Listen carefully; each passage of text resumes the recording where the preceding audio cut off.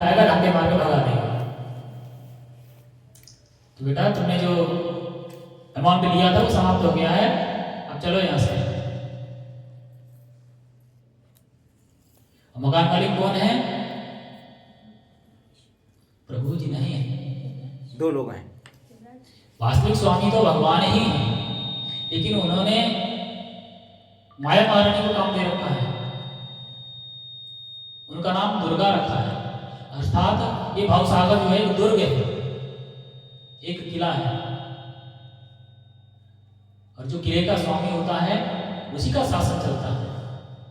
उसमें जो रहने वाले लोग हैं, जो किले के स्वामी हैं, उसकी आज्ञा के अनुसार ही कार्य करते हैं। और हम लोग जो है उस किले में विशेष परमिशन के माध्यम से आए हैं। भगवान ने परमिशन दी है कि आप इसको यहाँ पे रखो, और इसने हमारे भजन करने का वचन दिया है, इसलिए इसको किसी भी चीज की कमी मत होने देना, भूखा मत रहने देना, बिना कपड़े मत रहने देना। इसलिए हम भगवान के वचन अनुसार माया महारानी जो है हमारे सारे त्याग करती है। अर्थात प्रत्यक्ष रूप से देखने पर माया महारानी त्याग करती हैं, लेकिन आदेश किसका है? भगवान का। चाहे हम कर्म करें या ना करें, जब तक हम इस धरती पर रहते हैं, में भोजन, पानी, हवा, सांस लेने के लिए ऑक्सीजन, रहने के लिए स्थान और पहनने के लिए कपड़े सब उपलब्ध होता है। कोई ये कहे कि मैं पैसे कमाता हूं इसलिए खरीद सकता हूं, तो फिर उत्तराखंड की त्रासदी को याद कर लेना।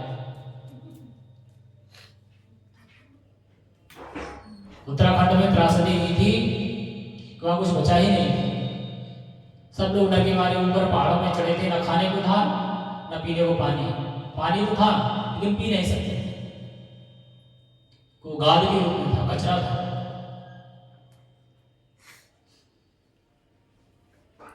और जिसके पास था, है जो वहां के स्थानीय निवासी थे, वो लेके आ रहे थे, वो मनमाने रेट बता रहे थे। 1000 रुपये का एक पार्ले जी का बिस्किट, 2000 रुपये की बोतल पानी की 1 लीटर की। तो वहां पता लगता है कि हम खरीद सकते हैं या नहीं खरीद सकते।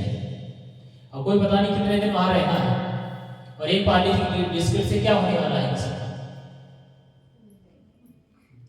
और कोई तीर्थ यात्रा में जाता है तो कितना खरीद सकता है।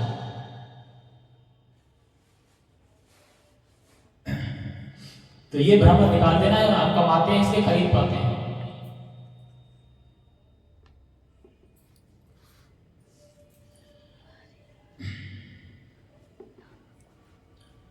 तो ये हो गया ब्रीफिंग। आगे भगवान कहते हैं,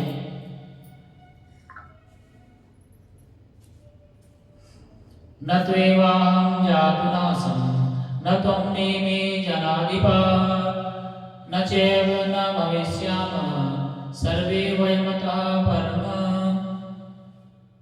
अच्छा, आगे भगवान कह रहे हैं, ऐसा कभी नहीं हुआ कि मैं ना रहा हूं या तुम ना रहे हो, अथवा ये समस्त राजा ना रहे हो, और ना ऐसा है कि भविष्य में हम लोग नहीं रहेंगे। भगवान कह रहे हैं समय बदलता है, परिस्थितियां बदल जाती हैं। जो आज राजा है या इस जन्म में बिजनेसमैन है, उसका जन्म परिवर्तित होगा, हो सकता है वो भिखारी हो जाए या कुत्ता बन जाए जो अपने दरवाजे के सामने बैठा हो और घर वाले उसको लाठी मार के भगा रहे हो, और दूसरा कुत्ता जो एडॉप्ट किया है वो घर में एसी में पड़ा है, जो रियल मालिक है वो घर वालों के लाठी खा रहा है। ऐसा भी हो सकता है, लेकिन हम अवश्य रहेंगे, चाहे इस धरती पर रहें या भगवान के गोलोक वृंदावन में रहें, पर रहेंगे अवश्य। जैसा हम प्रयास करेंगे वैसे ही हम स्थान पाएंगे। अगर भगवान के पास रहने का प्रयास करेंगे तो भगवान के पास रहेंगे, और इस वृत्ति लोक में रहने का प्रयास करें भौतिक जगत में, तो यहाँ रहेंगे।